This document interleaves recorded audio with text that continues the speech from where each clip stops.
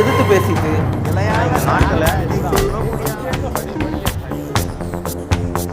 நேர்பட பேச தொடர்கிறது. திரு எஸ்.ஆர். சேகர், நான் இடைவேளைக்கு முன்னாடியே கேட்டிருந்தேன், உங்களால் தான் இது எல்லாமே தொடங்குறது. ஆளுநருடைய கால தாமதம் என்பதே திட்டமிடப்பட்ட ஒன்றாகத்தான் இருக்கிறதுன்னு ஆலோஷ் ஷானவாஸ் குற்றம் சாட்டியிருந்தார். இப்போ அதிமுகவை பிளவுபடுத்துவதற்காகத்தான் இந்த காலதாமதம் நடக்கிறதுன்னு சசிகலாவும் இப்போ குற்றச்சாட்டை முன்வைக்கிறாங்க.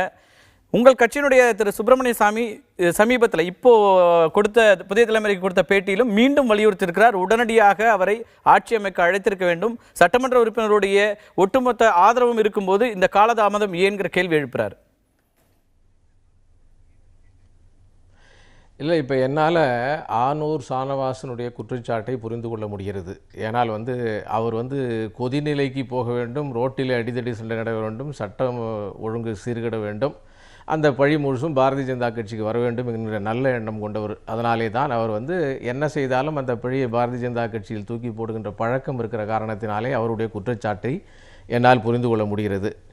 ஆனால் இப்போ கடந்த ஒரு வார காலமாக இந்த ஆளுநர் பற்றிய விமர்சனங்கள், விவாதங்கள் எல்லாத்திலையும் அரசியல் சட்ட வல்லுநர்கள், கான்ஸ்டியூஷனல் எக்ஸ்பர்ட்டு சோரப்ஜி உட்பட பலர் சொல்லுவது ஆளுநருக்கு கால அவகாசங்கள் என்பது அரசியல் சாசனத்திலே சட்டத்திலே இல்லை என்று சொல்லுகிறார்கள். ஆனால் இந்த விவாதங்களிலே என்னை போன்றவர்கள், நம்மை போன்றவர்களாம், என்னை மட்டும்தான் சொல்லிக்க முடியும், மற்றவர்களை சொல்ல முடியாது. ஏன்னு கேட்டால் மற்றவர்களெல்லாம் பயங்கரமான கான்ஸ்டியூஷனல் எக்ஸ்பர்ட். நம்ம ஆளூர் ஷானவாஸ் மாதிரி நபர்கள் எல்லாம் மிகப்பெரிய கான்ஸ்டியூஷனல் எக்ஸ்பர்ட் என்ற காரணத்தினாலே அவர்கள் பல்வேறு விதமான ஆலோசனைகளை கவர்னருக்கு கொடுப்பார்கள். அதனால் கவர்னர் தவறு செய்வதாக சொல்லுவார்கள். அந்த விஷயத்துக்கு நான் போக விரும்பல. இப்ப நீங்க சசிகலாவுடைய இந்த கேள்வி எடுத்துட்டு நீங்க பேசுங்க. இப்போ சட்ட ரீதியான விஷயங்கள் அப்படின்னு பேச ஆரம்பிச்சோம்னா சட்ட ரீதியா சசிகலா அவர்களை உடனடியா நீங்க அழைத்திருக்கணும். நீங்க எல்லாமே பேசுறது அவருக்கு டிஸ்கிரிஷனரி பவர் இருக்கு, அவர் எப்ப வேணாலும் கூப்பிடலாம், யார எவ்வளவு நாள் வேணாலும் போகலாம், மாற்று கருத்தே இல்லை, ஆளுநருக்கு எல்லா அதிகாரமும் இருக்கிறது, எவ்வளவு நாள் வேணும்னாலும் எடுத்துக்கலாம். ஆனால் இன்னைக்கு இருக்கிற சூழலை புரிந்து கொள்கிறதா?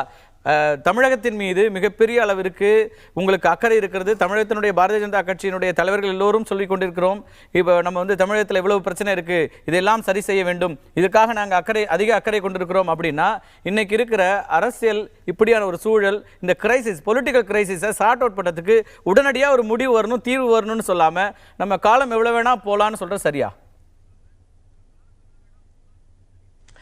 பொலிட்டிக்கல் கிரைசிஸை புரிந்து கொண்டதனுடைய காரணமாகத்தான் அதை அலசி ஆராய்ந்து அதற்கான நிரந்தர தீர்வு எடுக்க வேண்டும் என்பதற்காகத்தான் எடுத்துக்கொள்ளுகின்ற காலம் இது. கால தாமதம் அல்ல. நீங்கள் கேஎஸ்ஆர் சொன்னார், உள்ளாட்சி தேர்தலில் பல்வேறு அணைகள் கட்டுகிறார்கள். என்னைக்கு இதெல்லாம் வந்துச்சு? இதெல்லாம் எத்தனையோ நாளாக இருக்குது.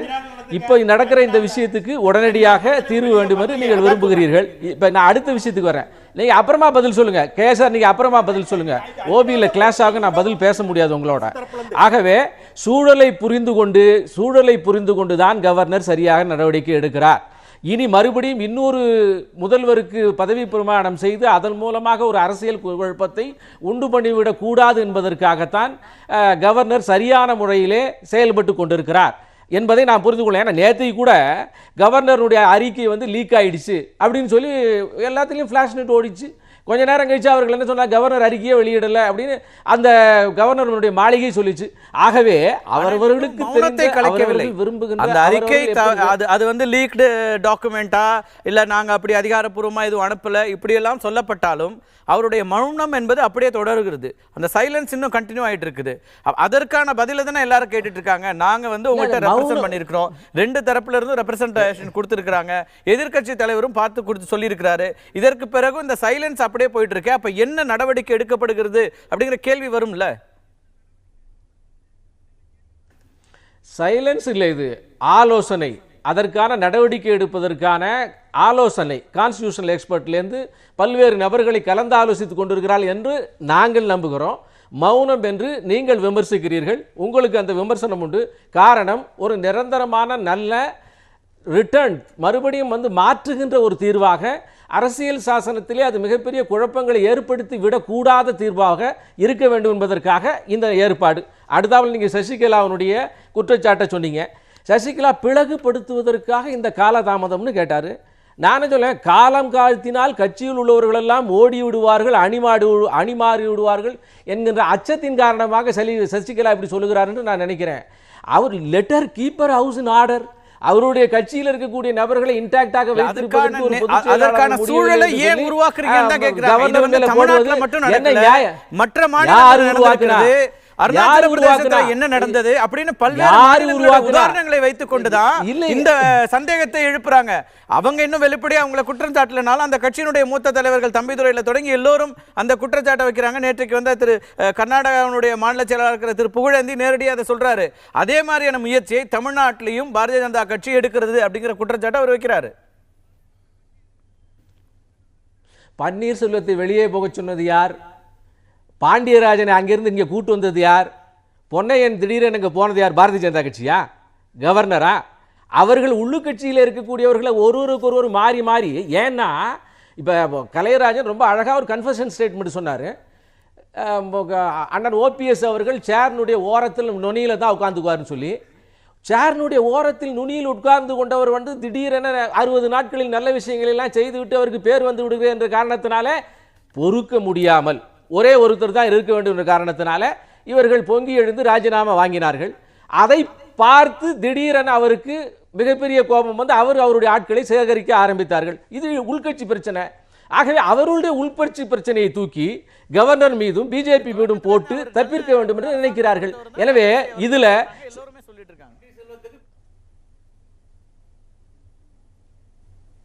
இல்ல நல்ல அரசாங்கம் கொடுத்தார், நல்ல அரசாங்கம் கொடுத்த காரணத்தினால்தான் அதை ஏற்றுக்கொள்ள முடியாதவர்கள், தான் மட்டுமே இருக்க வேண்டும் நினைப்பவர்கள், அவர்களுடைய கட்சியில அந்த மாதிரியான ஒரு அரேஞ்ச்மெண்ட் இருக்கு. இப்ப பாண்டியராஜனும் பொன்னையனும் மற்ற எம்பிக்கள் எதெல்லாம் வந்து நல்ல அரசாங்கத்தினுடைய ஒரு பார்வையாக அவர் நல்ல அரசாங்கம் கொடுத்தாருன்னு எந்த அடிப்படையில எல்லாம் லிஸ்ட் பண்ணுது பாரதிய ஜனதா கட்சி?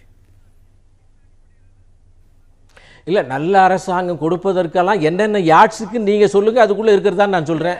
நல்ல அரசாங்கம் என்பது மத்தியில கம்பேரிட்டிவா சொல்லலாம். மிகப்பெரிய ஒரு அனுபவத்தோட இருக்கிறவங்க நான் தெரிஞ்சுக்க கேட்கிறேன், இது நல்ல அரசாங்கம் 60 நாட்கள் அவர் நல்ல அரசாங்கம் கொடுத்தார் அப்படிங்கறத எதையெல்லாம் வைத்து நீங்க சொல்றீங்கன்னு நான் கேட்கிறேன். அதாவது 2 முறை வந்து நான் வந்து போன முறை இதே அரங்கத்தில் வந்து சொன்ன கமெண்ட்டுக்கு நம்ம சகோதரர் செம்மல் வந்து அவருக்கு கொஞ்சம் கோபம் வந்துருச்சு, அதை ஏற்றுக்கொள்ளவில்லை. தற்காலிகமாக ஒரு பேட்ஸ்மேனாக அவர் கொண்டு நிறுத்தப்பட்டார். ஆனால் வந்து அவர் நல்லா அடித்து விளையாட ஆரம்பித்த உடனே நீ அவுட் ஆகிட்டு வெளியே வரணும்னு சொல்லி வெளியே வந்திருக்கார். அப்படி வெளியே வந்தபொழுது எதனால் வெளியே கொண்டு வரப்பட்டார்னா அடிக்க ஆரம்பிச்சிட்டார். இப்போது இந்த வாரதா புயல்ல அவர் உடனடியாக வேட்டியை மடிச்சு கட்டிட்டு இறங்கி செய்ய ஆரம்பித்தார். மக்களுடைய ஏகோபித்தமான ஆதரவை பெற ஆரம்பித்தார். இன்றைக்கி கூட உங்களுடைய தொலைக்காட்சியில் கூட நீங்கள் போட்டிருக்கீங்க, நிறைய வாட்ஸ்அப்பில் அவருக்கு ஆதரவு பெருகி வருகிறது, இணையதளங்களிலே பெருகி வருகிறது. தனிப்பட்ட முறையில் ரோட்டில் போனால் கூட நம்மளுடைய அதில் பங்கு கொண்ட கோலப்பன் கூட சொன்னார், காரில் வந்து இருக்கிற ஒரு நபர் கூட சொன்னார். இப்படியாக அதெல்லாம் நான் கேட்கல. பாரதிய ஜனதா கட்சி எப்படி ஒரு நல்ல அரசாங்கம் நடத்தினார்னு எந்த அடிப்படையில் நீங்க சொல்றீங்கன்னு தெரிஞ்சுக்க விரும்புறேன். ஒண்ணு வாரதா சொன்னீங்க, அது மாதிரி வேற விஷயங்களை சொல்லுங்க. இல்ல அதாவது நீங்கள் ஜல்லிக்கட்டுக்கு வரீங்கன்னு நினைக்கிறேன், அதுதான் வந்து கார்த்திகை செல்வனுடைய ஸ்ட்ரைக்கிங் பாயிண்டாக இருக்கும்னு நான் நினைக்கிறேன். ஒரு பாயிண்ட், ஜல்லிக்கட்டு ஏற்கனவே பல முறை நாங்கள் சொல்லியிருக்கிறோம், மாநில அரசாலே செய்ய முடியும். இல்லை, ஜல்லிக்கட்டில் அழகாக அருமையாக மத்திய அமைச்சரும் பிரதமர் மந்திரி அவர்கள் நரேந்திர மோடி அவர்கள் எடுத்து அந்த முடிவுக்கு அங்கேயே உட்கார்ந்து இருந்து கட்டுப்பட்டு அவையத்தையெல்லாம் வாங்கிட்டு வந்து சுமூகமாக இந்த சட்டமன்றத்தில் அதை நிறைவேற்றி தந்திருக்கிறார். அப்ப அது இத்தனை ஆண்டு காலம் ஜெயலலிதாவாலேயே முடியாத ஒரு விஷயத்தை இவர் செய்திருக்கிறார் என்ற போது அந்த கிரெடிட் இவருக்கு வரக்கூடாதே. அவருடைய கணக்கில் அவருடைய உள்கட்சி அரங்கத்துக்குள்ள இப்ப கலைராஜனே சொன்னாரே, எங்க ஓபிஎஸ் எங்களுக்கு தெரியும் அப்படின்னு சொன்னாரே. ஆக அவர்கள் பணிவாக இருந்ததனுடைய விளைவு இதைதான் முதலமைச்சராக அவர் இப்ப இந்த தமிழ்நாட்டில் அரசாங்கம் நடத்தினதுல அவருடைய ஒரு பணி மட்டும்தான். இப்ப பள்ளி கல்வித்துறை அமைச்சராக இருந்த மாஃபாய் பாண்டியராஜன் கீழே இறங்கி போய் பார்த்ததோ, அமைச்சர்கள் எல்லோரும் போய் பார்த்ததோ, எல்லா கிரெடிட்டும் முதலமைச்சருக்கு மட்டுமே கொடுக்கிறது பாரதிய ஜனதா கட்சி. இல்ல சாதாரணமாக ஒரு அரசை நடத்துகிறவர் முதலமைச்சர் மட்டும் இல்ல, இந்த வார்தாவாகட்டும் விவசாய பிரச்சனையாகட்டும் எல்லாம் நாங்களும் பண்ணோம்னு அமைச்சரவையில் இருக்கிற எல்லோரும் சொல்றாங்க. இதுக்கான ஒட்டுமொத்த ஒரு பலனையோ அல்லது ஒட்டுமொத்த பெயரையும் திரு பன்னீர்செல்வத்திற்கு கொடுப்பது பாரதிய ஜனதா கட்சி தான். அப்ப அதனுடைய நோக்கம் என்ன அப்படின்னு தான் கேள்வி கேட்கிறாங்க. ரொம்ப நல்ல கொஸ்டின் இது. அதாவது ஒரு முதலமைச்சர் செயல்பட்டால் அதை பாராட்டினால் அதற்கு பாரதிய ஜனதா கட்சி ஒரு அதற்கான ஒரு என்ன சொல்லலாம் உள்நோக்கம் கற்பிப்பது. எனிதிங் அண்டர் த சன் அதுல வந்து செய்யக்கூடிய எல்லா நல்லது கெடுதல்கள் முழுவதுமே மோடிக்கு வந்து சேர்ந்து கொண்டிருக்கிற காலம் இது. தமிழ்நாட்டில் இப்ப பாரதிய ஜனதா கட்சிக்கு வர முதலமைச்சர் பன்னீர்செல்வம் சிறப்பாக செயல்பட்டார் அப்படின்னா அந்த பொறுப்பை அதிமுகவினுடைய ஆட்சி சிறப்பாக செயல்பட்டது அப்படின்னு தானே சொல்லியிருக்கணும். ஆனால் அதிமுக தனியாகவும் முதலமைச்சர் தனியாகவும் அப்படின்ற பார்வையை வைக்கும்போது தான் அதில் அந்த இடைவெளி அல்லது அந்த ரெண்டு விதமான பார்வை எங்கிருந்து வருதுன்னு கேள்வி வருது. இல்லை அதாவது பன்னீர்செல்வத்தை பற்றிய பிராண்ட் இமேஜ் என்ன? அவர் ஜெயலலிதா அவர்கள் முதல் முறையாகவும் இரண்டாவது முறையாகவும் முதலமைச்சராக வைத்திருந்த போது முதலமைச்சரே தமிழ்நாட்டில் இருக்கிறாரா என்று தெரியாது. ஆனால் வந்து ஃபைல்கள் எல்லாம் மூவ் பண்ணிட்டு தோட்டத்தில் அல்லது அந்த போயஸ் தோட்டத்தில் என்ன சொல்லுகிறார்களோ அதையெல்லாம் சரியாக செய்து கொண்டு அவர்களுடைய விசுவாசத்துக்கு பாத்திரமாக முழுமையாக இப்போ கலைராஜன் அவர்கள் இருக்கிறார்ல, அவர் கடைசி வரை வந்து அதை வந்து வாபஸ் பெற முடியாது என்று சொல்லி உங்களுடைய அழுத்தத்தின் காரணமாக சொன்னார். ஏனால் வாபஸ் பெற்று விட்டால் அந்த விசுவாசத்திலே ஒரு கரை ஏற்பட்டு வரும் என்பது அந்த கட்சியினுடைய பெற்றாருங்க. ஆகவே அவர் இல்ல நீங்க திருப்பி அவருடைய வாபஸ் பெறல அந்த எல்லைக்கே கொண்டு போறீங்க. அவர் வாபஸ் பெற்று விட்டார். இந்த நிகழ்ச்சியில உணர்ச்சி வசப்பட்டு சொன்ன வார்த்தை அது ஆனால் நான் தொடர்ந்து கடுமையாக எதிர்ப்பேன், ஆனால் நான் சொன்ன வார்த்தையை திரும்பி பெறுகிறேன்னு சொல்லிட்டாரு. அதனால அந்த டிஸ்பியூட்டுக்குள்ள போக வேண்டாம், நம்ம தொடர்ந்து பேச. திரு கோலப்பன் ரொம்ப முக்கியமா இப்ப நான் கேட்க சொல்லுங்க. என்னுடைய வாதத்தை நான் முடிக்கல கார்த்திக் சொல்லுவேன், முடிக்கல. தொடர்ந்து பேசுங்க. தொடரலாமா? இல்ல அதனால அந்த கட்சியினுடைய சித்தாந்தத்தில் அந்த குடும்பத்தை தவிர வேறு எந்த நபருக்கும் எந்த புகழும் போகக்கூடாது. இப்போது முன்னால ஜெயலலிதா அவர்களுக்கு மட்டுமே அந்த பேரும் புகழும் இருக்கிற அளவுக்கு அவர்கள் நடந்து கொண்டார்கள், நடத்தி வைத்தார்கள், பார்த்து கொண்டார்கள். ஏன்னா இப்படி இன்றைக்கு இந்த இரண்டு பேருமே இல்லாத ஒரு மூன்றாவது நபர் இந்த பெயரை பெறுகிறார் என்ற காரணத்தினாலே இப்போது இருக்கிற இரண்டாவது நபர்களுடைய செயல்பாடுகள் இதை தடுத்து நிறுத்த வேண்டும் என்பதற்கான உள்ளுக்குள்ள இருக்கக்கூடிய கான்ஃப்ளிக்ட், இரண்டு மனிதர்களுக்கு இருக்கிற கான்ஃப்ளிக்ட். ஆகவே தான் ஓபிஎஸ் மூலம் ஓபிஎஸ் இப்போது பிரிவினைவாதியாக பார்க்கப்படுகிறார், வேண்டாவதராக பார்க்கப்படுகிறார். அவருமே தன்னுடைய பங்குக்கு இப்போது தன்னுடைய வாளை எடுத்து வீச ஆரம்பித்து விட்டார். அதனுடைய காரணமாகத்தான் வேதா நிலையத்தை பொது நினைவில்லமாக மாற்ற வேண்டும் என்று பல்வேறு கோரிக்கைகளை வைத்திருக்கிறார். எனவே இது இன்டர்னல் பார்ட்டி கான்ஃப்ளிக்ட். இதுல பாரதிய ஜனதா கட்சி எங்கிருந்து வந்ததுங்கிறத அவங்க கேள்வி கேட்கிறாங்க. சரி, நம்ம தொடர்ந்து பேசலாம்.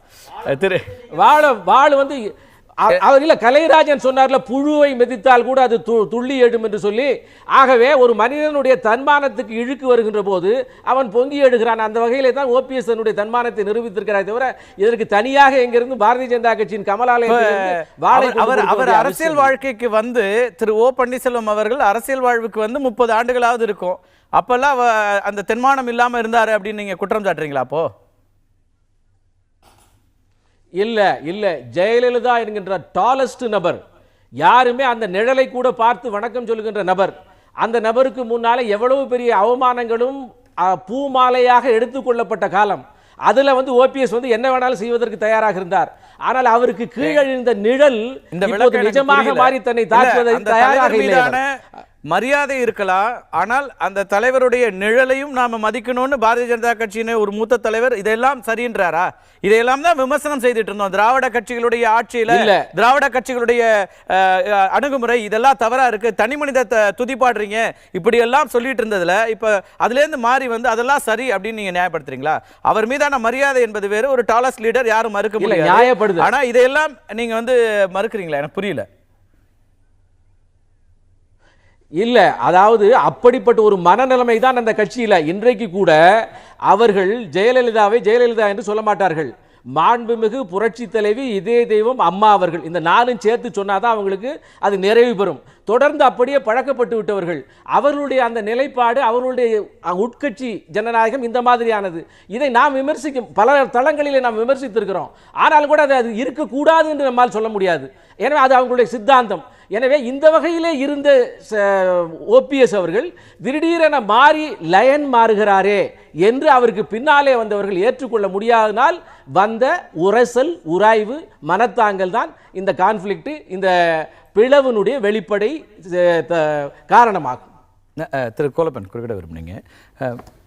இல்லை அப்போ பன்னீர்செல்வம் வந்து ரிவோல்ட் பண்ணக்கூடாதுன்னு சொல்றதே நான் தப்புன்னு தான் நினைக்கிறேன்.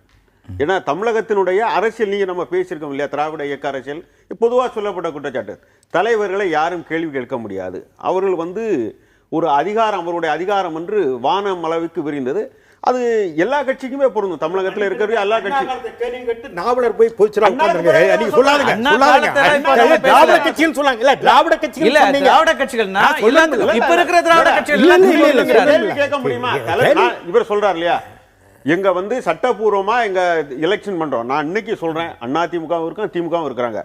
உள்கட்சி தேர்தல் எது வரைக்கும் நடக்கணும் கேளுங்க. மாவட்ட செயலாளர்களை இவங்க தேர்ந்தெடுக்கிறாங்களா, நியமிக்கப்படுகிறாங்களா கேளுங்க. அதன் பிறகு நீங்க தேர்தல் தான் நடக்குது.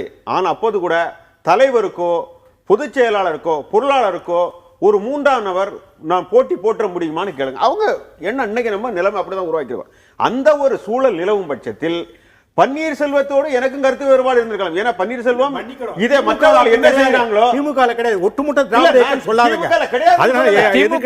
திமுக மாநில அளவுல இருக்கிற பதவிகளுக்கு பொறுப்புகளுக்கு எலெக்ஷன் கேலண்டர் ஒரு ஆளு பெட்டிஷன் ஒரு எலெக்ஷன் மனு போடுவாரா, நாம இருக்கிற ராதாகிருஷ்ணன் மனு போடுவாரா, மனு போடுவாரா, அறிவிப்பு கொடுங்க. நீங்க போடுவீங்களா? சொல்லாதீங்க. நீங்க தலைவரா இருக்கிற நீங்க மனு போடுவீங்களா? போடுவாங்க. அதுதான் இருக்கீங்க. அப்படியாக விருப்பப்படுற யார் வேணாலும் போட முடியும் நிலைமை இருக்கா? அது கிடையாது.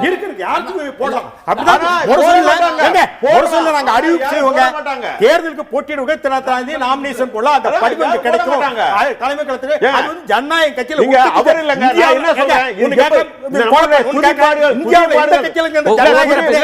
இந்தியாவில் எந்த கட்சியில் ஜனநாயகம் இது மாயாவதி கட்சியில இதெல்லாம் எங்க ஒரே கட்சி ஒரே கட்சி நான் என்ன சொல்றேன், கோலப்பன் முடிச்சிட்டு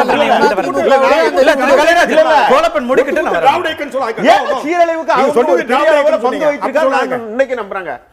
இந்த ஒட்டுமொத்த அரசியல் சீரழிவுக்கு ஒரு இந்தியாவில் எந்த கட்சியில் எலெக்ஷன் நடக்குங்க? அதுக்காக நீங்க எந்த கட்சியில் எலெக்ஷன் அந்த கட்சியில் இருக்குங்கிறதுக்காக எந்த கட்சியில் எலெக்ஷன் நடக்கு சொல்லுங்க. இந்த மாதிரி நீங்க சிஸ்டமேட்டிக்கா நடக்கல, எந்த கட்சியில் எலெக்ஷன் சொல்லுங்க. இந்த மாதிரி ஒரு ஷெட்யூல் போட்டு கேலண்டர் போட்டு அதுக்காக நீங்க நடந்து அவருடைய கருத்தை முழுமையா கேட்டுட்டு நீங்க மறுப்பு சொல்லுங்க. நான் என்ன சொல்றேங்க, இத வந்து பன்னீர்செல்வத்துடைய ரிவோல்ட், பன்னீர்செல்வமும் இதே துதிபாடி அரசியலை தான் இந்த மாநிலத்திலே நடத்தி கொண்டிருந்தவர். அவர் வணங்குவதே ஜெயலலிதாவை வணங்குவதை பார்த்து தான் எல்லோரும் அதே மாதிரி வணங்குவார்கள். அந்த வணக்கத்து போடுவதற்கான ஒரு முறையை வளைத்தவரே பன்னீர்செல்வம் என்று தான் நானும் பார்த்திருக்கிறேன், சட்டசபையிலும் பார்த்திருக்கேன், வெளியே பார்த்திருக்கேன். ஆனால் ஏதாவது ஒரு காலகட்டத்தில் ஒரு மனிதன் அவன் சுயநலத்துக்காக எதிர்த்து வருகிறான் என்று வைத்திருந்தால் கூட அது நல்லதுதான். ஜனநாயகத்தில் தலைமையை எதிர்ப்பது நல்லதுதான் நான் சொல்றேன். அது எப்படி நீங்க தப்புன்னு சொல்ல முடியும்? சுயநலத்துக்காக வரும்போது அதை எப்படி நம்ம வந்து ரிவோல்ட் புரட்சின்னு பார்க்க முடியும்? நான் என்ன சொல்றேன், நீங்க அப்ப என்ன சொல்றீங்க, வரக்கூடாது நீங்க எப்படி சொல்ல முடியும்? திமுகல இருந்து எம்ஜிஆர் அவர்கள் வெளியே வரச்சல நீங்க வந்து கட்சிக்கு உட்பட்டு தானே நடக்கணும்னு சொல்லியிருக்கணுமா? அப்ப இன்னைக்கு அண்ணா திமுக உருவாயிருக்குமா? மூப்பனார் வந்து காங்கிரஸுக்கு கட்டுப்பட்டு இருந்தா இன்னைக்கு தமிழ் மாநில காங்கிரஸ் தமிழ்நாட்டில் உருவாகி இருக்குமா? எங்க உள்கட்சியில பேசுறதுக்கு வாய்ப்பு இல்லாத பட்சத்துல ஒரு தலைவரோ ஒரு தொண்டனோ அதுல இருந்து வெளியே போறதுல தப்பே இல்லைன்னு சொல்றேன் நான். இதனால பன்னீர்செல்வம் எதுக்கு வந்திருக்காரு, அது அவருடைய எல்லாமே. ஏன் இந்த கேள்வி வருதுன்னா, அவர் முதலமைச்சர் பதவியை தொடர முடியாதுன்னு வரும்போதுதான் அவருடைய இந்த சீற்றம், இந்த புரட்சி, இந்த கலகம் எல்லாம் வருது. அவரை குற்றச்சாட்டு சொல்றேன், அவரையும் அதனாலதான் குற்றச்சாட்டு சொல்றேன். இன்னைக்கு சொல்றாரு பொன்னையனு எங்களை வந்து அப்போலோ ஹாஸ்பிட்டல்ல பார்க்கவே அனுமதிக்கலன்னு சொல்றாரு. இவர் அன்னைக்கு அங்க அப்போலோ ஹாஸ்பிட்டல் தானே இவர் வந்து கேம்ப் அடிச்சிட்டு இவங்க எல்லாரும் உட்கார்ந்துருங்க. ஏன்னு சொல்லி சரி பத்திரிகையாளர்கள்ட்ட பேசிட்டு இருந்தாங்க, நல்லா இருக்காங்க, காலையில இட்லி சாப்பிடுறாங்க, இதெல்லாம் சொல்லிட்டு இருந்தவர் அவர்தான். நான் என்ன கேக்குறேன், இதுதான் இன்னைக்கு இருக்கிற. நான் இதனால தான் சொன்னேன் அவர் ராதாகிருஷ்ணன் அவர்கள் கோவப்பட்டதுக்கு நான் இருக்கேன். இல்ல நான் என்ன சொல்றேன், என்ன கேளுங்க, அவர் வந்து போட மாட்டாரா இருக்காரு. ஆனால் நாம் இன்று எப்படிப்பட்ட ஒரு அரசியலை தமிழகத்தில் உருவாகி இருக்கிறோம் என்றால், தலைவரை எதிர்த்து கேள்வியே கேட்கக்கூடாதவர்கள் மட்டுமே கட்சியில் இருக்க முடியும். எங்கள் தலைவரால் செய்ய முடியாதது எதுவுமே இல்லை. இப்படியான ஒரு அதுதான் இன்னைக்கு ஜனநாயகத்தினுடைய மிகப்பெரிய, அதுவும் 3ஆம் உலக நாடுகள் ஜனநாயகத்துக்கு இது மிகப்பெரிய சாபக்கேடு. இதை ஒழித்து கட்டாத வரை நீங்கள் இன்னைக்கு மாதிரி இன்னைக்கு சண்டை இருக்குல்ல, இது எப்போ ஏனுங்களுங்க, ஒரு தனிநபரை நம்பி நீங்க அரசியல் நடத்தினதுனால தானே அண்ணா இறந்த பிறகு உங்களுக்கு யாரு தலைவராகணும் ஒரு சண்டை, மறுபடியும் புரட்சி தலைவர் எம்ஜிஆர்னு அவருக்கு காலத்துல அவருக்கு பிறகு அவரும் சொல்லிட்டு போல. ஆனா பிராக்டிகலா பார்த்தோம்னா நீங்க எதையெல்லாம் குறை சொல்றோமோ அந்த சிஸ்டத்துக்கு தான் மக்கள் வாக்களிப்பு அல்லது நம்பிக்கை வருது. நீங்க வாய்ப்பே கொடுக்க, நான் என்ன சொல்றேன், அந்த மாதிரி கட்சியை உருவாக்கி இல்ல இருக்கு, இங்க இடதுசாரிகள் இருக்காங்க, எல்லா கட்சிகளும் இருக்காங்க. நீங்க வந்து இந்த சிஸ்டம் இல்லாம முழுமையாக ஜனநாயகப்படுத்துற கட்சிகளை நீங்க சரின்னு சொல்லிட முடியாது. அவர்கள் வெற்றி பெற்றதுனாலே அவர்கள் செய்தது சரின்னு சொல்லிட முடியாது. ஒரு மைனாரிட்டி கருத்துக்கும் வந்து முக்கியமா இருக்கும். அதனால அது வெற்றி பெற்றதுனால அது சரியில்லை. நான் அதனால தான் சொல்றேன், இந்த தனிநபர்கள் அரசியல் தலைவர்களாக நம்பி அவர்களால் தான் உலகளந்த அதிகாரம் மூலம் எல்லாமே நாங்க செய்து முடிப்போம், நானே செய்து முடிப்பேன்னு ஒரு தன்மை வந்ததுனால தான் நீங்க பாருங்க, ஒரு தலைவர் இருந்தவொடனே ஒரு ஸ்மூத்தா டிரான்சிஷன் ஸ்டேட்ல நடக்க மாட்டாங்க, சண்டை போட்டுக்கிறாங்க. இது எம்ஜிஆர் நடக்குது நடந்தது, அண்ணா இறந்த பிறகு நடந்தது. இப்ப மறுபடியும் இதே ஜெயலலிதா அவர்கள் ஒரு போட்டி போட்டாங்க எம்ஜிஆர் இறந்த பிறகு. இன்றைக்கு அவர் இறந்த பிறகும் அதே வரலாறு இந்த ஊரில் திரும்பி இருக்கிறது. கூட்டாக முடிவெடுக்கக்கூடிய ஒரு தலைமையை உருவாக்கி கட்சிகளுக்குள்ள ஒரு ஜனநாயகத்தை உருவாக்காத பட்சத்தில் இந்த கூளை கும்பிடு போடும் அரசியல், ஒருவருக்கொருவர் யார் அதிகாரத்துக்கு கட்டு போகிறார்களோ அவர் பின்னால் ஓடும் அரசியலை நீங்கள் முடிவுக்கு கொண்டே வர முடியாது நான் சொல்கிறேன். நம்ம தொடர்ந்து பேசலாம். இப்போ நீங்க சொன்ன அந்த தலைமையிலிருந்து அடுத்தடுத்த கட்ட கேள்விகள் இருக்கிறது. திரு ஓ பன்னீர்செல்வம் தலைமையிலையும் ஒரு அணியாக இப்போ உருவாகிறாங்க. இது ஒரு அணியாக இருக்குமா, ஒரு கட்சியாக இருக்குமா, அல்லது அதுவும் ஒரு கூட்டு பொறுப்பு வர போறதா, அல்லது தனிப்பட்ட திரு ஓ பன்னீர்செல்வம் இன்னைக்கு அவருக்கு இருக்கிற பாப்புலாரிட்டி அடிப்படையில் அவரை தலைமையாக கொண்டு போக போகிறதா? நான் சொல்றேன், அதை ஒரே ஒரு விஷயம் சொல்றேன். ஏன்னா எஸ்ஆர் சேகர் நீங்க கேட்டீங்க இல்லையா, இவ்வளவு நாள் பார்க்குறவங்க சட்டப்பேரவையில் அந்த நடந்ததுல கொஞ்சம் இறுக்கம் தளர்ந்தது என்பதை நீங்கள் ஒத்துக்கிட்டு தான் ஆகணும். முன்னால் இருந்த ஒரு இறுக்கம் இருந்தது இல்லையா, அது இல்லை. ஃப்ரீயா எக்ஸ்சேஞ்ச் சில சமயம் சண்டை போட்டாங்க. கடைசி நாளுக்கு முந்தின நாள் பார்த்தீங்கன்னா ரொம்ப மோசமாக போகிற அளவுக்கு ஒரு முதல்வரே தலையிட்டு இதை சிலவற்றை நீக்க வேண்டும் என்று கேட்கப்பட்ட அளவுக்கு நிலைமை கட்டுக்கடங்காமல் போனது. ஏனென்றால் அண்ணா திமுக இடையில காழ்ப்புணர்ச்சி ரொம்ப அதிகமாக தான் இருக்கு. அதையும் மீறி ஒரு போன்ஹாமின்னு சொல்வோமே, ஒரு பரஸ்பரமா பேசிக்கிறது அந்த இறுக்கம் இல்லாமல் இருந்தது. ஏன்னால் ஜெயலலிதாவை போன்ற ஒரு மிகப்பெரிய பர்சனாலிட்டி இருக்காங்களா, மேட்ச் பண்ண முடியாத ஒரு பர்சனாலிட்டி. அவங்க இருக்கச்சில மற்றவங்களெல்லாம் அப்படியே அடங்கி அவங்களுக்கு திறமை இல்லைங்கிற மாதிரியே அவங்க சொல்ல வேண்டிய நிலைமைக்கு தள்ளப்படுறாங்க. அவங்களுக்கு திறமை இல்லாமல் இல்லை, ஆனால் அந்த ஆலமரம் இருக்க, அந்த ஆலமரம் இது எல்லாத்தையும் ஒழிக்கிறது. தொடர்ந்து பேசலாம். ஒரு சிறிய இடைவேளைக்கு பிறகு நேர்பட பேசி தொடரும். திரு கலைராஜன், சேகர் சொன்ன அந்த குற்றச்சாட்டுகள்லாம் பார்த்துருப்பீங்க, உங்களுடைய முதல்ல நான் ஒன்று சொல்ல போகிறேன். இவர் பக்கத்தில் இருக்கிறவர் சொல்கிறாரு, பன்னீர்செல்வத்தின் ஆதரவாளர், இந்த நீக்கப்பட்டவர்களெல்லாம் எப்படி வந்தார்கள் என்று கேட்குறார். பன்னீர்செல்வமே கடந்த 2016 பிப்ரவரி மாதத்திலிருந்து ஒதுக்கப்பட்டு தான் வைத்திருந்தார் அம்மாவால். அந்த உண்மை வெளியில் யாருக்கும் தெரியாதுன்னு நினைக்கிறேன். தெரியும். என்ன காரணம்னா, அவருடைய தம்பி, சொந்த தம்பி ஓ ராஜா, அவர் ஒரு கொலை வழக்கில் சம்பந்தப்பட்டவராக கருதப்பட்டு மக்களால் பேட்டியெல்லாம் கொடுக்கப்பட்டு அம்மா அவரை கட்சியை விட்டு நீக்கிட்டாங்க. அதுக்கு பிறகு அந்த ஓ ராஜா வந்து இன்றைக்கி அவர் சகோதரர் கூட தான் இருக்கிறாரு. அவர் கட்சியில் உறுப்பினரா இல்லை. அவர் பையனை வந்து இளைஞர் பாசறை செயலாளர் இருந்தார், மாவட்ட இளைஞர் பாசறை செயலாளர் இருந்தார், அவரை விட்டு அதுலேருந்து நீக்கிட்டாங்க. இன்னும் சொல்ல போனால் கரூரில் மாவட்ட செயலாளராக செந்தில் பாலாஜி இருந்தவரை தூக்கிட்டு விஜயபாஸ்கர்னு ஒருத்தர் போட்டார். அப்படி விஜயபாஸ்கர் ஒருத்தர் போட்ட பிறகு அவர் கையில் பாக்கெட் என்ன வச்சுருந்தார், அவர் சொல்லார், ஒரு 2 முறை இருந்தப்போ நல்லா பண்ணார்னு சொல்லி சேகர் சொல்லார்.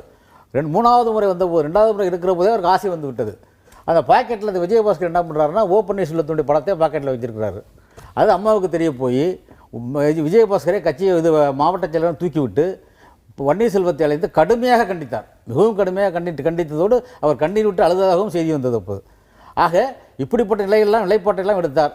இன்றைக்கி வந்து ஓ பன்னீர்செல்வம் வந்து அதுக்கப்புறம் மாவட்ட செயலர் வரவே இல்லை. இல்லை, இப்போ நீங்கள் பிப்ரவரியிலேருந்து ஒதுக்கி வச்சாங்க, இதெல்லாம் நடந்ததுன்னா அப்புறம் ஏன் மீண்டும் ஒரு வாய்ப்பு கொடுத்தாங்க? சட்டமன்ற தேர்தல் நின்னார்ல, அதுக்கு பிறகு வந்ததுக்கு பிறகு முதலமைச்சராகவும் நீங்கள் தானே அவரை முன்னிறுத்தினீங்க. நாங்கள் தான் முன்னிறுத்தினோம். அம்மா உடல்நிலை சரியில்லை என்கிற போது அவரை நாங்கள் முன்னிறுத்தினோம். அப்போ வந்து ஏற்றுக்கிட்டவர் அது வரையிலும் அதை பார்த்துக்கிட்டு இருந்தார். சரி, டெய்லி அந்த அம்மா ஆஸ்பத்திரிக்கு வருவார், பார்ப்பார், போவார். ஆனால் அவருக்கு ஆசையை தூண்டி விட்டது திமுக. சட்டமன்றத்தில் துரைமுருகன் என்ன பண்ணிட்டாரு, பன்னீர்செல்வம் முதலமைச்சராக நன்றாக பணியாற்றினால் அவருக்கு நாங்கள் ஆதரவு தெரிவிப்போம் சொன்னார்.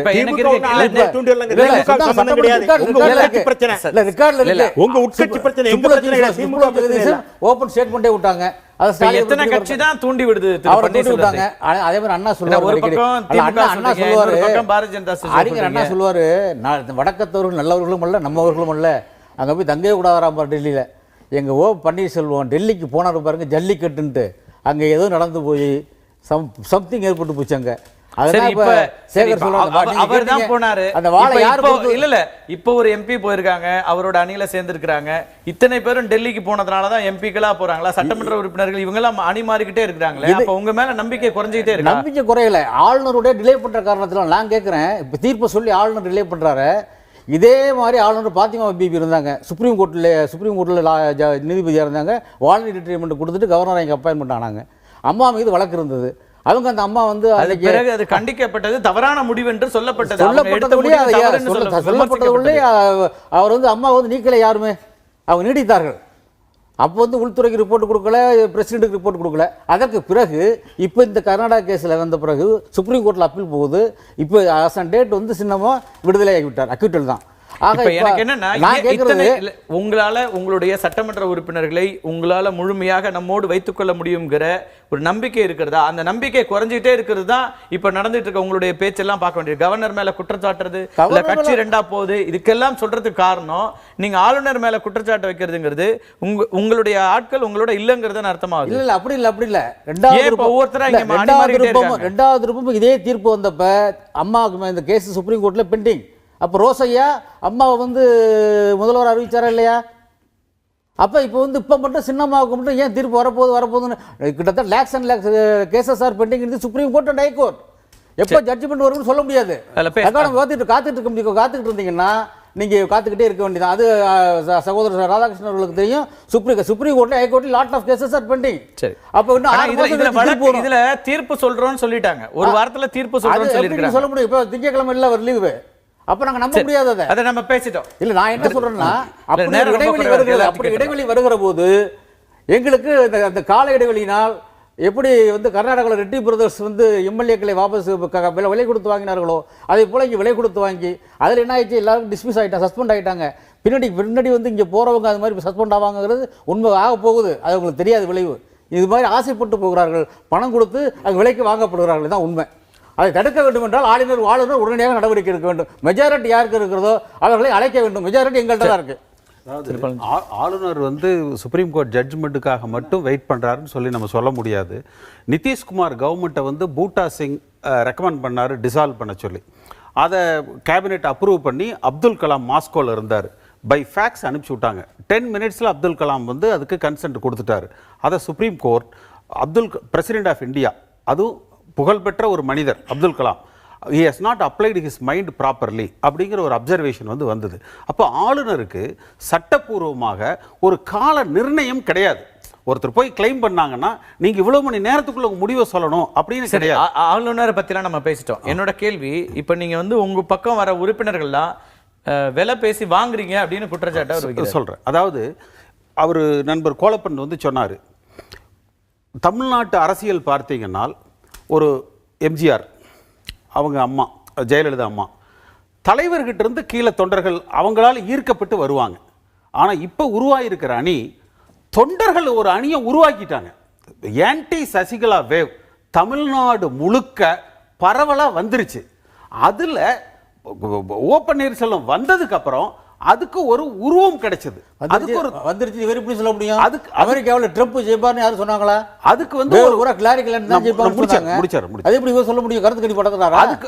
அதுக்கு வந்து ஒரு உருவம் வந்து கிடைச்சது. அப்ப இது வந்து ஒரு அடுத்த அரசியல் பரிணாமம் எங்க போகும்னா, தனி நபரை துதிபாடி அந்த அரசியல் அவர் கோலப்பன் சொன்னது போல அது ஒரு முடிவுக்கு வந்து திருப்பி யாரை முன்னிறுத்துறோம்? கலெக்டிவ் டெசிஷன் வருது. இப்பவும் திரு ஓ பன்னீர்செல்வம் தலைமை அப்படிதானே போகுது. இல்ல அது வந்து அதாவது எல்லாருமா எல்லா தொண்டர்களாலும் இன்னைக்கு அவர் ஒரு மையப்புள்ளியாக அடையாளம் காட்டப்பட்டிருக்கிறார். ஆனால் நிச்சயமாக இது வந்து ஒரு கலெக்டிவ் நிர்பந்தத்துக்கு பயந்து 2 நாள் கழிச்சு ராஜினாமா சொன்னதை கொடுத்ததை வாபஸ் வாங்குறேன் அப்படி சொல்றாரு. நிர்பந்தத்துக்கு பயந்தவரை எப்படி தமிழ்நாட்டு முதலமைச்சர்? திமுகவை சார்ந்து இது வந்து போகாது. இன்னும் சொல்ல போனா அண்ணா திராவிட முன்னேற்ற கழகத்துல திருமதி சசிகலாவால் பாதிக்கப்பட்டு இந்த கழகத்தை விட்டு வெளியேறி வெவ்வேறு இயக்கங்களில் சேர்ந்தவர்கள் எல்லாம் மற்ற கட்சிகள் இருக்கிறவங்க கூட இந்த அணிக்கு வந்து வருவாங்க. அதே மாதிரி மத்திய அரசாங்கத்தோட தமிழ்நாடு அரசாங்கம் நல்ல ஒரு உறவு வச்சுக்குமே ஒழிய, ஆனால் பாரதிய ஜனதா கட்சிங்கிற மதவாதத்தை எப்படி புரட்சி தலைவி அம்மா அவர்களுடைய கொள்கையோ அதை பின்பற்றி திராவிட முன்னேற்ற கழகத்தையும் எதிர்த்து மத்தியிலே இருக்கிற அந்த மதவாத பாரதிய ஜனதா கட்சியையும் எதிர்த்து தொண்டர்களால் உருவாக்கப்பட்ட இந்த இயக்கம் நிலைக்கும் ஆட்சி அமைக்கும். திரு ராதாகிருஷ்ணன், உங்களுடைய இறுதியான பார்வை. இப்போ ஒரு அசாதாரண நிலை ஏற்பட்டிருக்கு இல்லையா, இது மத்தியில் ஆளுற காங்கிரஸோ பிஜேபியோ இதில் பொம்மலாட்டம் ஆடுது. இது 1951 காங்கிரஸ் கட்சியில் முதல்ல 356 பிரயோகப்படுத்த பஞ்சாப்ல கோபால் சண்ட் கேஸ். அப்படியான அன்னையிலிருந்து இது வரைக்கும் 126 முறை கலைச்சிருக்கிறாங்க. எடப்பாடி நேரத்தில் பல நேரங்களில் அசம்பிளி சஸ்பெண்ட் பண்ணாங்க. அவங்களுடைய சித்து விளையாட்டுக்கு இது பயன்படுத்திக்கிறாங்களே, ஜனநாயகத்தை காப்பாற்றுறதுக்கு பயன்படுத்தல. மத்திய சர்க்கார் விளையாடுது. ஒரே ஒரு கேள்வி, எல்லா நேரங்களிலும் மாநில உரிமைகளை பத்தி ஸ்டேட் அட்டானமஸை பத்தி பேசுற திமுக இந்த முறை அதுல ஸ்ட்ராங்கா இருக்கா? ஆமா இருக்கும். நாங்க எங்களை பொறுத்தவரை தெளிவாக 356 விதி கூடாது. பொம்மை கேஸ்ல சொல்லப்பட்ட அந்த நீதிமன்றத்தில் சொல்லப்பட்ட இதுகளை பின்பற்றணும், தெளிவா இருக்கணும். நாங்க என்னைக்கு இருக்கோம். நாங்க இருக்கிற தீகாவுடைய பார்வைக்கு உங்களுடைய பார்வைக்கு நிறைய வேறுபாடுகள். தீகாவை பற்றி நான் பேசுறதுக்கு இங்க வரல. திராவிட முன்னேற்ற கழகம் எங்களுக்கே மாநில சுயாட்சி ராஜமன்னார் கமிஷன் போட்டோம். தொடர்ந்து 356 எதுக்குறோம். நாங்களே பலிகடை ஆகியிருக்கோம் 2-3 தடவை. அதர்வைஸ்ங்கிற வச்சு பர்னாலா கடத்தில் பலிகடை ஆகியிருக்கோம். 356 கூடவே கூடாதுன்னு நாங்க அப்படியான ஒரு நிலை வந்தா திமுக கடுமையாக எதிர்க்கும். 356 நாங்க எப்பவும் சொல்லிட்டு இருக்கோமே. ஜெயலலிதாவை ஏற்றும் போது கூட 355 எதிர்ப்போமா? 356 தான் எங்க கொள்கை. 355 அது பிராகேட்டிவ் சூழ்நிலை பொறுத்து தான் நாங்க சொல்ல முடியும். ஒரு சில நேரத்தில் வெளிசக்தி வந்திருக்கலாம். இதுக்கு மத்தியில் பல பிரச்சனை, தமிழ்நாட்டு பிரச்சனைகள் தீர்க்கப்படணும். அதுக்கு உடனே ஒரு நல்ல ஆட்சி அமைஞ்சா தான் நல்லது. நேரம் ஒரே செகண்ட். அதாவது கடைசியாக என்னுடைய இது என்னன்னா, பன்னீர்செல்வம் ஊழலற்றவர், நேர்மையானவர், ரொம்ப தரமானவர் அப்படின்னு சொன்னார் பாரதிய ஜனதா கட்சி சேர்ந்தவர். அவர் வந்தோடனே அம்மா எடுத்த முடிவு ஞானதேசிகன் பெரிய ஊழல் செய்தவர் என்று சொல்லி ஒரு ஐஏஎஸ் அதிகாரியை சஸ்பெண்ட் செய்கிறார். அந்த ஐஏஎஸ் அதிகாரி எலக்ட்ரிசிட்டி டிபார்ட்மெண்ட்டில் நடந்த பெரிய ஊழலுக்கு காரணமாக இருந்தவர். அவர் இன்னைக்கு நீக்கப்பட்டிருக்கிறார். அம்மாவுடைய இதுலேருந்து அவர் சஸ்பெண்ட் ரிவோக் பண்ணியிருக்கிறாங்க. அவர் காரணம் என்ன? நத்த விஸ்வநாதன் இன்றைக்கு ஓ பன்னீர்செல்வத்துக்கு கூட இருக்கிறார். ஆக அங்கே பணம் விளையாடி இருக்கிறது, மிகப்பெரிய ஊழல் நடந்திருக்கிறது, ஆரம்பித்திருக்கிறது. இவர்கள் உத்தமர்களா என்று தான் நான் கேட்கிறேன். இல்ல, இப்ப அதிமுக ஆட்சியில அது தவறு நடந்தது, ஊழல் நடந்ததுன்னு நீங்களே ஒத்துக்கிறீங்களா? தவறு நடந்தது என்று கண்டுபிடித்து அம்மா அவர் சஸ்பெண்ட் பண்ணியிருக்கிறார். ஷானவாஸ், ரொம்ப சுருக்கமா உங்களுடைய. சேகர் பேசும்போது ஒன்று சொன்னார், அரசியல் சட்ட எக்ஸ்பர்ட்ஸ்லாம் நிறைய பேர் இப்போ கருத்து சொல்கிறாங்க. உண்மையிலே அரசியல் சட்ட எக்ஸ்பர்ட்ஸ் கருத்து சொல்லியிருக்கிறாங்க. ஆளுநரை வைத்துக்கொண்டு எத்தனை மாநிலங்களில் பாரதிய ஜனதா அரசு விளையாடி கொண்டிருக்கிறது என்று. அருணாச்சல பிரதேசத்தில், உத்தராகண்டில் உச்சநீதிமன்றம், நீதிமன்றங்கள் பாரதிய ஜனதா அரசை குட்டி இருக்கிறது.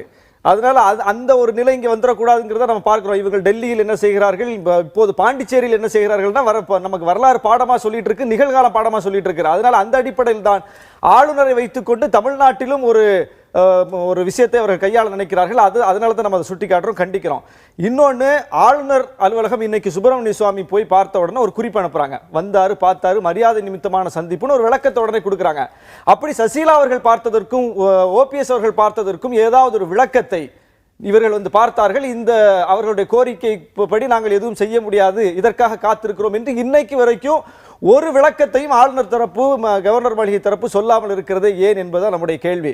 இதில் பாரதிய ஜனதா அரசு, குறிப்பாக பாரதிய ஜனதா திட்டமிட்ட இந்த கலகத்தை உண்டு செய்கிறது என்பது வெளிப்படையாக தெரிகிறது. அவங்களுக்கு என்ன பலன் இருக்க போகுது, எதுக்காக அப்படி செய்யணும்? அதாவது 135 எம்எல்ஏக்கள், 50 எம்பிக்கள் என்பது இன்றைக்கு மத்திய அரசுக்கு தேவை.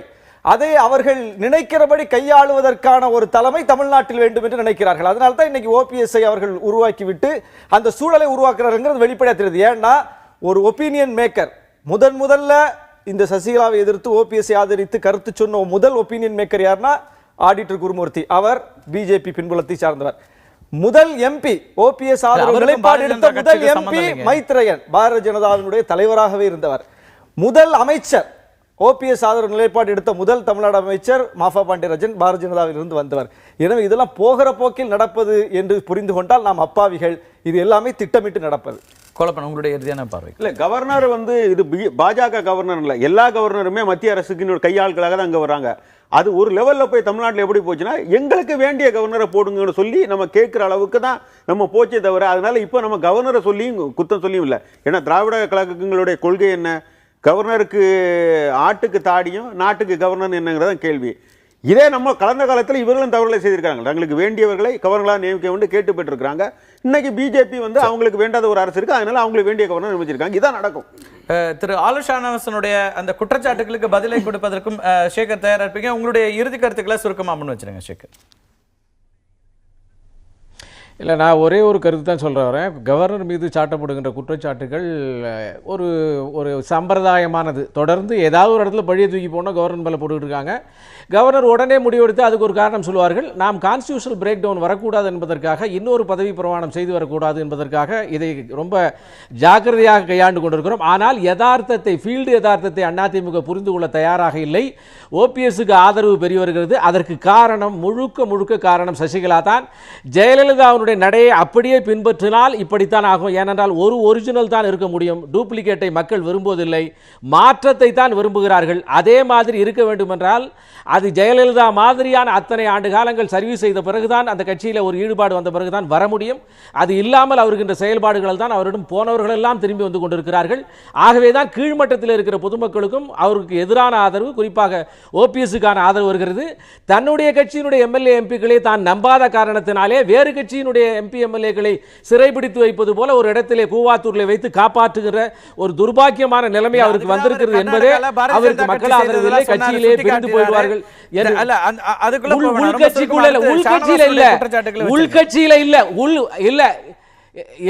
கார்த்திகை செல்வன் உள்கட்சியில இல்ல, இது உள்கட்சிக்குள்ள நடக்கக்கூடிய விஷயம்.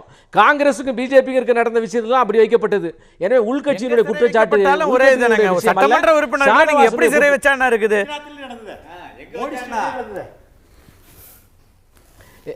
இல்லை, நான் ஷானவாசனுடைய குற்றச்சாட்டுகள் போது என்னுடைய அலைபேசி வேலை செய்யவில்லை என்பது எனக்கு தெரியல.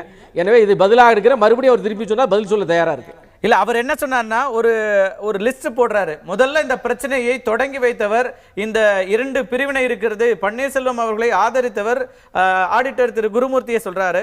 அதன் தொடர்ச்சியாக அதுக்கு பிறகு வந்து உங்களுக்கு பாரதிய ஜனதா கட்சியிலிருந்து வந்த திரு மைத்ரேயன் அவரை ஆதரிக்கிறார், பாரதிய ஜனதா கட்சியிலிருந்து வந்த திரு பாண்டியராஜன் அவரை ஆதரிக்கிறார். இப்படி எல்லாமே ஒரு ஏற்கனவே திட்டமிட்டப்பட்ட ஏற்கனவே ஒரு ஸ்கெட்ச் இருக்குது. அந்த ஸ்கெட்சினுடைய அடுத்த கட்டமாக தான் ஒரு ஸ்கிரிப்ட், ஒரு ஸ்கிரீன் பிளே இருக்கு. அதை தான் இப்போது நடந்து கொண்டிருக்கிறதுங்கிறார். இதே நான் திருப்பி கேட்கிறேன் ஷானவாஸ்ட்ட. ஷானவாஸ் இப்படி தான் பேசுவார்.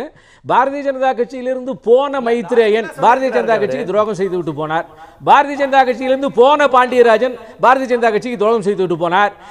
75 நாட்கள் வந்து ஆஸ்பத்திரியில் இருந்த ஜெயலலிதா இருந்தபோது பேசாத குற்றச்சாட்டை எல்லாம் 5 நாட்களில் பேசிங்க. அப்போ ஒரு பிரேக் டவுன் இல்லை, அப்போ அரசாங்கம் நடக்கல. ஆனால் இப்போது அரசாங்கம் நடந்து விடாதபடி பார்த்து கொள்வதற்கு கவர்னர் முயலுகிறார்.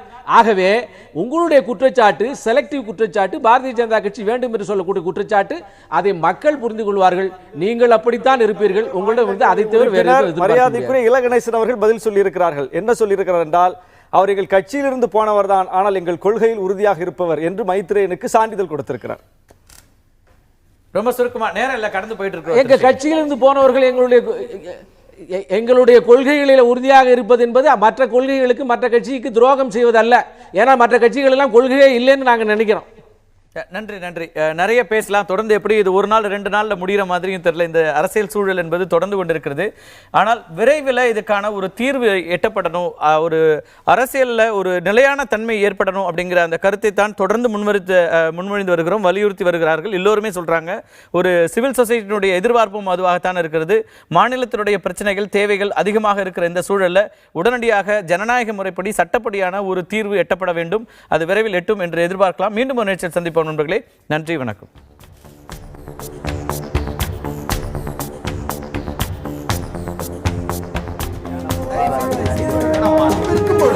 எதிர்த்து பேசிட்டு